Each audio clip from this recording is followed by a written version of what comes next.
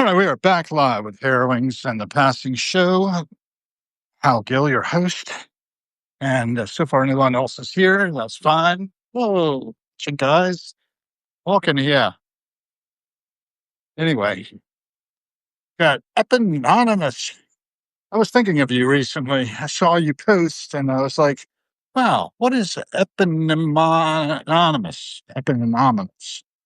actually all about? So I started scanning some of your posts and that was interesting. And if you want to tell me where you are, who you are, what you're all about, what lights you up inside, that's always an interesting topic for my little go lives. You may notice that I am very close to the Washington Monument, illuminated beautifully this evening as usual. Looks like they got some food trucks over there near the reflecting pools. And there's a nice little scenic pond just behind those food trucks. In any case, they're all illuminated. And down below is the Lincoln Memorial. There's coming up on the World War II Memorial. And behind us, monument to victory and some more. There have been so many wars, it's hard to keep up with. The United States of America has been doing a bit of domination, old Roman style, hence our oversized obelisk here. The tallest freestanding masonry in the world, I believe. It may still be. Certainly was for quite a long time. At the very top, there's a little pyramid of pure aluminum, which at the time of the topping out of this in the 1880s was extremely precious metal. In any case, we learned how to refine it in quantity now, and it's fed into everything. Of course, a lot of the automobiles you see running about have a lot of aluminum parts in them, aluminum alloys in use in aircraft. Oh, wow. And on we go. Passing show picks up a little bit of who, what, when, and where. And, down there you can see the Capitol Dome. It's going behind the trees now from this angle. There's the Museum of African American Culture. And it's like what, nested sweetgrass baskets. I've got a book about its opening by its first director called A Fool's Errand. In any case, the Washington, D.C. World War II monument took a long time to take shape, but it is there now. Most of our veterans of World War II have moved on. The greatest generation, as Tom Brokaw called them, famously in one of his books. I could go on and often do. Philip has joined. Good to see you. It's good to see that both of you do paid subscriptions. I certainly appreciate that when people subscribe to Harrowings at one of the paid levels available. Use all the support I can get. And of course, I usually try to reciprocate and subscribe to those who subscribe to me at a paid level. That's how this economy can really get reshaped, is if we support each other and support Substack, which is pretty much a free speech zone. It's one of the better areas for media, I find. I was reading some really good stuff from Slavoj Žižek, if I pronounce his name right. You can see the Lincoln Memorial pretty clearly down there. The seated figure of Lincoln. Daniel French, I think. I can see that pretty clearly from this angle. In any case, we continue walking. The fountains are going there. Looks like a jet is coming into National Airport back behind me, maybe. I see anyway a bright light in the sky. And it may top a crane, I don't know. Can't see if it's moving. Yeah, I think maybe it is. But maybe it's not. Maybe a helicopter. No, I think it's a jet coming into National. Sometimes the president's coming into the White House around now. It's not uncommon, but this is a Saturday, so he's probably not in motion. Hard to say. 79 years old. There's a monument to Washington, the man here. George Washington shaped the United States. In both war and peace, he led the Continental Army against the British in the American Revolution. And after 8 long years, his small force defeated the world's strongest military at Yorktown, actually, not far from where I was born. My great grandfather was there. The new nation looked to Washington as a unifying figure, electing him the first president of the United States. That's great.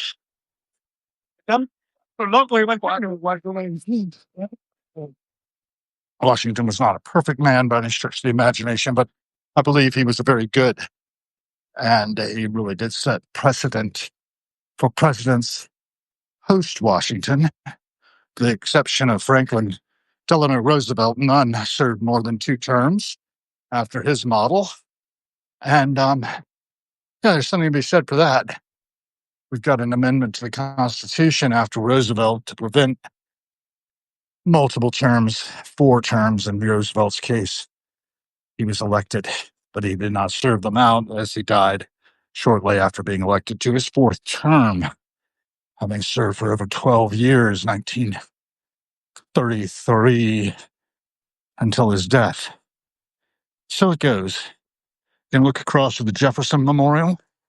Jefferson is a complicated figure historically for a lot of us. Washington, too, for that matter, both slave owners, and did not successfully remove the stain of slavery from the founding of the United States. So we have to think about all of those forces that impinge upon our culture and still shape who we are. The Washington Monument there in the distance. So anybody want to say anything? John Marshall, Denick, DeBro, Philip, Eponymous. Cheers. Cheers to you. Where in the world are you? What lights you up inside? History lights me up. But I obviously am talking a lot about that since I'm right here in Washington, D.C., where a lot of it is playing out around us all the time. We're all woven into each other's lives, for better or for worse. And every single thing we do has an impact. For good or ill, it's hard to say. I think overall, I try to be the change I want to see in the world and make sure that as much as possible, I'm effective in shaping the world in a positive direction without getting run over. That's kind of key right now as I'm looking for a place to cross. And this looks like about as good as any. We're heading towards the anthem, where I'm going to be seeing a show tonight. Starts at 8. Might make it there on time. I don't know. I shouldn't really stop and read things if I'm going to make it on time. Passing by some of our cherry trees that ring the reflecting pools and will be in bloom this spring, as usual, provided we aren't melted down by then by some idiocy. And they do sometimes find that governments do things to people that they probably ought not do. I've been thinking a lot about all kinds of stuff. Okay, here we go. Racism and slavery goes very deep, and it may be very difficult to ever change here in the United States. Not saying that it can't change, but it's going to be very, very difficult. Well, I think it's going to be as difficult as we make it, and very, very difficult is probably exactly how we'll make it, because that's kind of what we do as a species. I find it individually and in groups that it bears out. Things are as hard as we make them. Each of us can, through our individual actions, help steer things a little bit. You know, one of the ways you do that is by building bridges across cultural divides. And here we are looking across a cultural divide right now. You can tell by the way these guys are dressed. And, you know, we're all human beings. We're one species. About 74,000 years ago, we were cut to about 10,000 individuals of breeding stock. At maximum, really. They're thinking that's about how many survived the Toba explosion, a supervolcano on Sumatra. And as a result, we are much more genetically closely related to each other than most of us ever realize. And that's, statistically true. Just look historically true. Okay, well, we won't talk about. Okay, you just said that. And, slavery is happening right now out in these server farms. I was reading, as I mentioned, Slavoj Žižek, the Slovenian philosopher, who was touting a book called Scam, and it's about the Southeast Asian scam cities, really. They're like company towns in the old days of the steel industry out in Western Pennsylvania, but they're in Burma and they're in Cambodia, where somewhere around 100,000 people in each of these countries are in more or less slavery, forced participate 17 hours a day in scam calling to attempt to get over on unsuspecting people and get money out of them. And these people don't have much choice. They're perpetrators of the scams themselves, but they're living in company towns that are fortified and have armed guards that prevent them from escaping a modern day slavery. And we don't even know about it. I didn't. Not until I read Slavoj. And thank God this book is coming out in 2025 and we can inform ourselves about it and think about how we need to do something about it.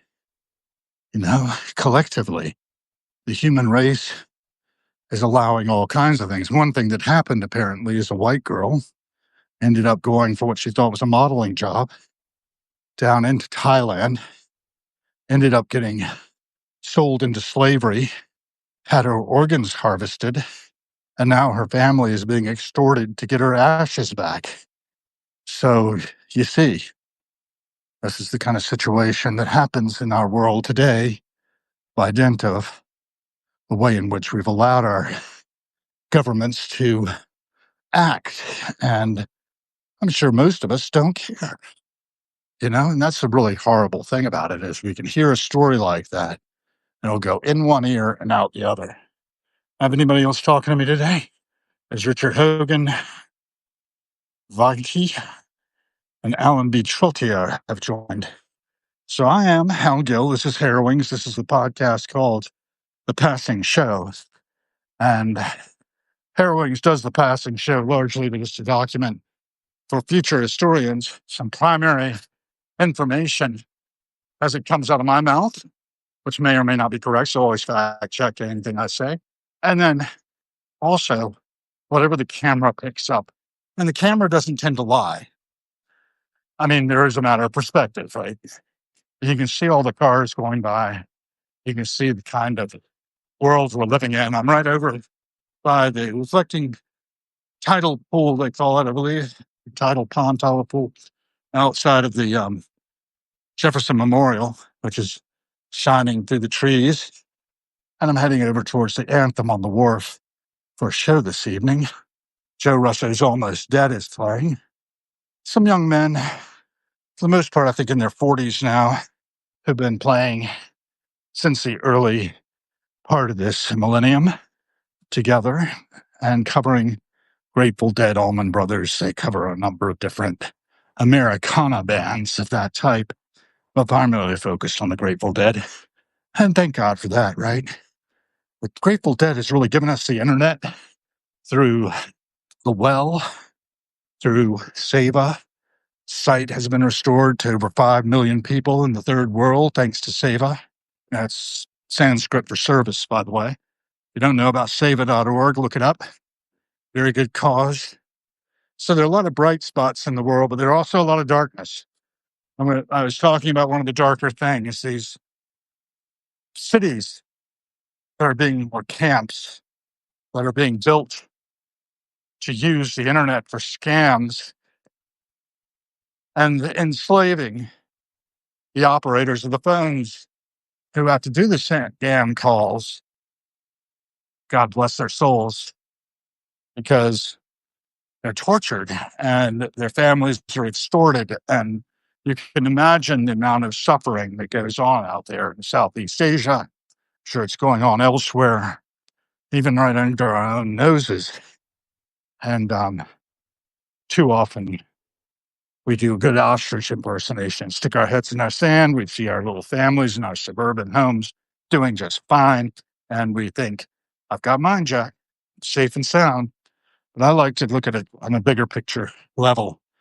I think it's quite possible that we could tune our technologies to actually do good, that benevolent artificial general intelligence is on the horizon, and artificial superintelligence is right around the corner behind that, which could eradicate us if we're not careful, or it could save us, or it could do a mix of it. And if we don't act intelligently ourselves, we can almost guarantee that we will have bad results. And look at the kind of thinking that was going on as we developed the technology to split the atom. It can be used definitely for energy. And right now they're thinking of making little reactors that fit on the back of a truck that could power the grid and relatively cheaply. However, we need a commitment to do that, and we need to get over our fears and, of course, make them safe. Safe is an operative term. I think one of the things that Slavoj Zizek was telling me about the other day was that there was a crash in India. I didn't even know about it. In June, it missed my radar entirely. And the issue was the jet had a computer system on board that conflicted as it was getting airborne between whether it was on the ground or in the air. Because there was a conflict in these systems, they shut off the fuel pumps. And it prevented the pilots from shutting them back on and manual override. And as a result, the plane crashed, killing all but one of the people on board, number of people on the ground. And that was just June of this past year. And it was due to the computer engineering of the control systems. So you get the point. Such as it is, the point there is, trying to make sure I don't get run over here. Good, I did not get run over. Anybody else talking now? There's Richard Hagan. Open Substack, Knock It Off Washington and UK. Okay, well, we'll look at that later. Those of you who are on might want to hit Richard's link, see what he's having to say there. Richard, if you want to explain it in text, feel free. If that's not convenient, I understand. We gotta get our act together collectively. And one of the things I notice is we do not cooperate. Most of us don't even talk to each other. We talk to each other over this kind of means more easily. But, I do try to have one conversation at a time with folks and open up what's interesting to them and sort of follow along. But what's interesting to me is we have in our hands technologies that are practically godlike, or can be, and they can be tuned for the greatest happiness of the greatest number. We call it radical utilitarianism of all species, not just us. Oh, it's echoey in here. I'm going to be quieter. I don't want to have my voice reverberating all over the place in this concrete and stone passageway. We're almost to the wharf. It's going to be beautiful down there, by the way.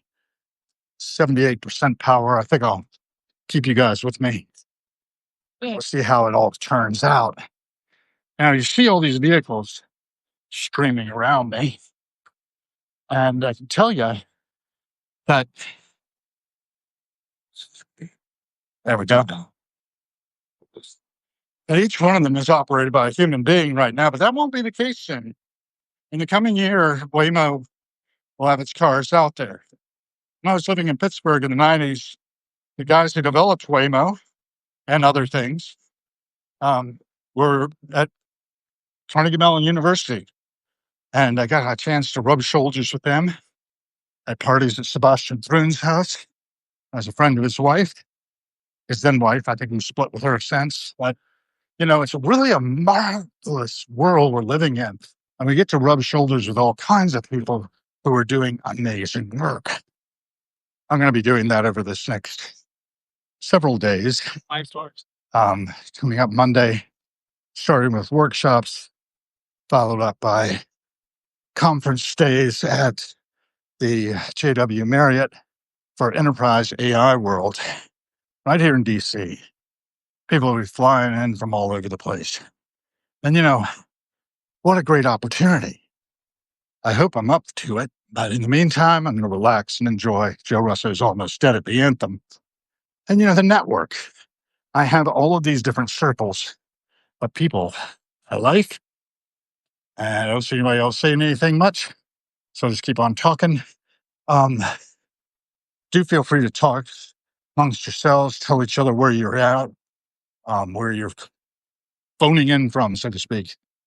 I'm phoning in, obviously, from Washington, D.C., looking over at the 14th Street Bridge, 395 going down to Richmond, and the direction I'm pointing. Boat slips are available here if you happen to have a boat. I do not have a boat, but I don't mind the fact that I don't. It's a handy thing to have if you need to escape,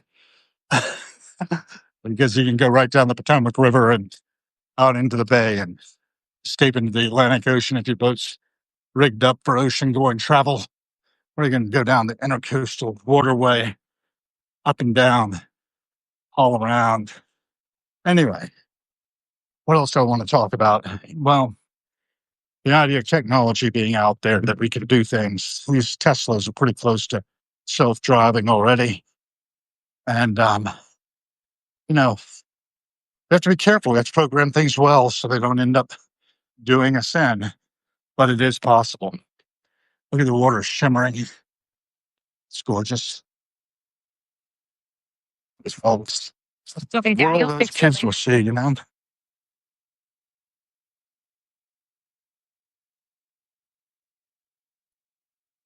I don't know. I just know how things seem to me, and I could be wrong. So I try to keep that in mind all the time. Never think that I know all the answers. 7:38, I'm in good shape to get to the anthem in plenty of time. Got to pick up my ticket at will call and go on in. But I'm in no big rush. I've got a seat on A row of one of the third tier of boxes. It's got seat number 1, which appeals to me. I like being number 1, A1. And that will be up high over the stages, where I'll be able to take in the music of Marco Benevento on keyboards, Tom Hamilton on lead guitar for the most part, rhythm sometimes, because Scotty Metzger will be on the other guitar, while Dave Drywitz will be on bass, and the man we're naming it for, Joe Russo, on the drums. Joe's symbol is an octopus, because he's a lot like one when it comes to playing the drums. Remarkable, remarkable talents all mixed together. And I think I am fenced out from being able to slip through here. Am I? I hope not. Yeah, I might be. Might not be able to do that. There's no way through here. I have to hop the fence. Oh, I'm not doing that. I have to walk back. C'est la vie. That's not so great. End up walking into a parking lot, fenced, and have to loop back around. I'm going to be a little bit later than I would have been otherwise. But sometimes the road less traveled is exactly what you need to do. See a little bit of difference looking up at what I believe was formerly the Hotel Mandarin. I used to work over in that area when I was with Care First Blue Cross Blue Shield, working on their HIPAA compliance. The National Provider Identifier had to be accepted. And anyway, it's all good. All good.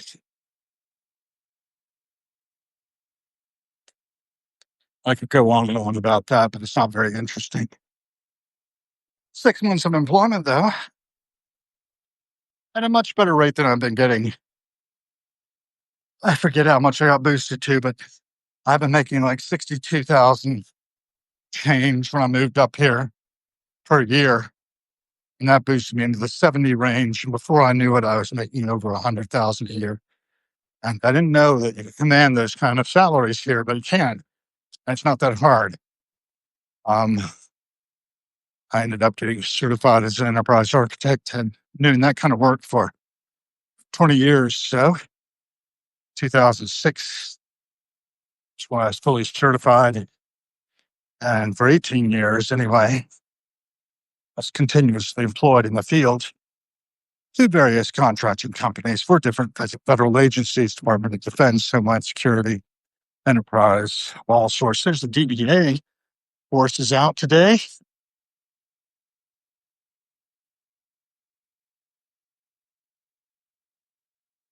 I'm going to get out on the sidewalk here. No fishing, but they got fish. One of the things you can see is our little market for seafood here in the neighborhood. Okay, my time. That's 42. I should probably go ahead and get my ticket and get inside.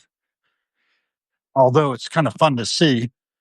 It's that they're cleaning up a bit now, getting ready to close. 8 o'clock or so.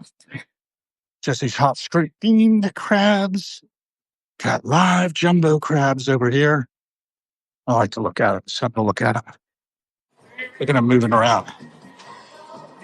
Yeah. Chill down a bit. I'm ready to fight. Yep. Gorgeous. Hey.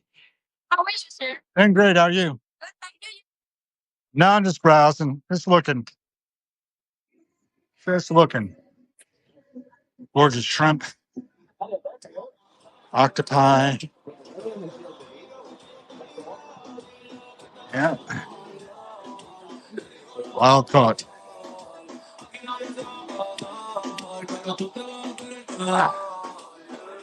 Just so much.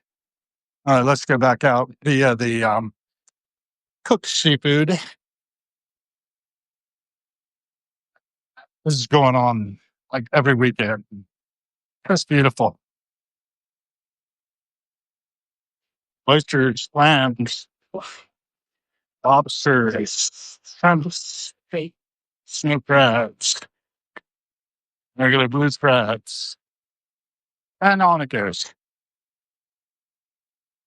So the wharf, very lively area. Make Rum Not War is up there on the Rappahannock Oyster Bar, and some brewery there. You can see a sightseeing boat out there on the water. Grill and Thrasher's Rum. Well, it's gotten down to about 70% power. I probably ought to cut it off here. Let's see. What are you saying, Burgett? Burgett Solston Dial poem. Self-driven airplanes seem risky. Air crash in India was not only time the planes shut down, refusing to allow pilots to take control. I do hope that AI will work for the best for mankind. Great seafood, a little village. I think cannot compare. Yeah, I know. Well, what can? I'm sure there are things that can. There's the Market Pier, Thrasher's Rum being advertised. This is Thrasher's Rum over here, the distillery.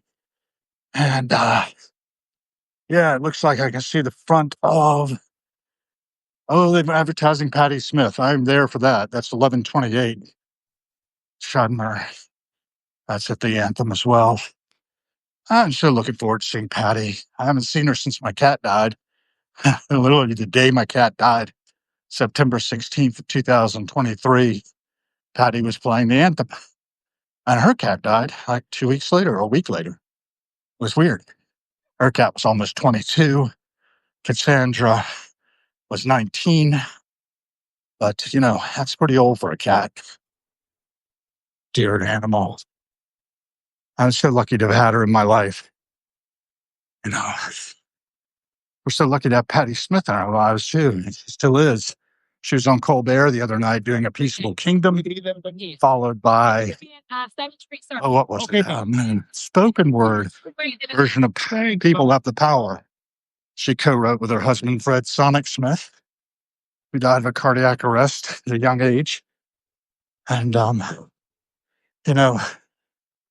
it's good to be plugged in to them. I could go on. Thank you, Bertrand. Where are you in the world, by the way? I definitely say hi to Patty if I can. I do subscribe to her here on Substack, and I highly recommend people do get a founding membership. She'll chime in every so often and just check in, which I think is lovely. I try to amplify her signal through the noise.